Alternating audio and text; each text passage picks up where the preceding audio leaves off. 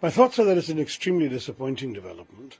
Many Indians have been seething with frustration at the way in which people who are, if not terrorists themselves, are flagrantly inciting violence against our country, talking about the dismemberment of India, have been able to get complete freedom and sanctuary in a country like Canada. But we have valued our relationship with Canada, and we have not escalated our concerns beyond a certain point, though we have, I'm sure, conveyed them at various levels to the Canadian authorities. It's a relationship we've always valued. The trade is at considerable levels. We have a large Indian diaspora population there, 1.7 million people in a country of just 40 million. We also have, of course, a large number of Indian students, and the number has been increasing. So there have been a lot of things we value in the relationship. I would have expected that Canada would value the relationship as well. But the extraordinary decision of the Prime Minister to go public with an allegation without a shred of evidence of Indian government complicity in a murder in his country shocks me, to be very frank. I believe the story is that it was triggered by the fact that a media leak was about to happen of this allegation. A media story is one thing for a Prime Minister, for political reasons, to want to get ahead of a media story. It really looks like it's doubling down on the pandering to a certain political element in that country. We know the government is dependent upon certain support, and perhaps this is why they needed to do that. They have elections also coming up very soon. So for all of these reasons, Canadian politics has led to a situation where a very valued relationship between two countries has been thrown into jeopardy. And I am really surprised the Canadians would do that. And our consulate is working there. We have said that if they face any problem, they can contact our consulate. There is an advisory which has also been issued.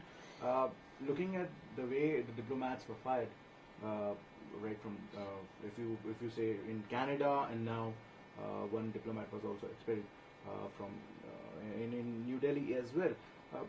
How do you look at this balance which is going on? Because there is a classic case of tit for tat going on. Mm-hmm. So the Canadians expel an Indian diplomat, Indians expel a Canadian diplomat, Canada does something else, India does something else in return.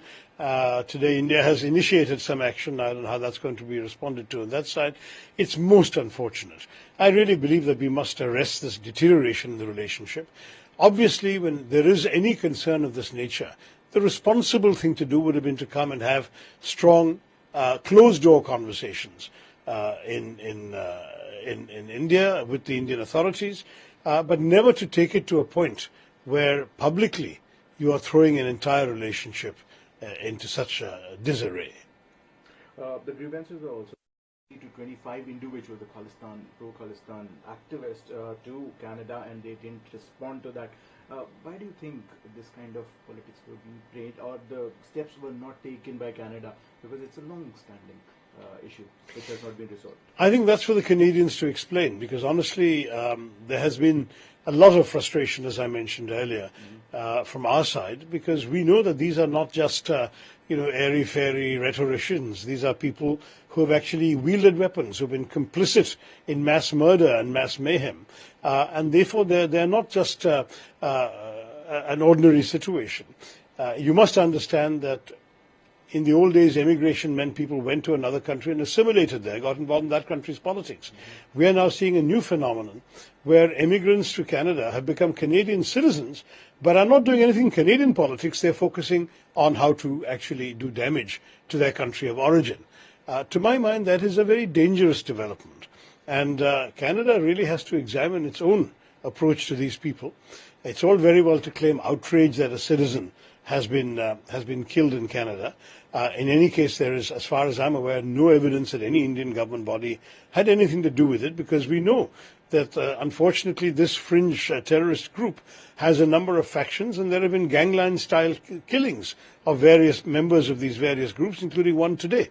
So my own view is that there could have been any other explanation for what happened. In any case,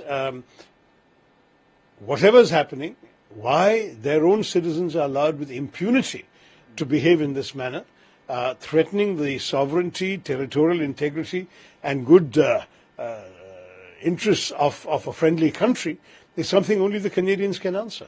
One more development.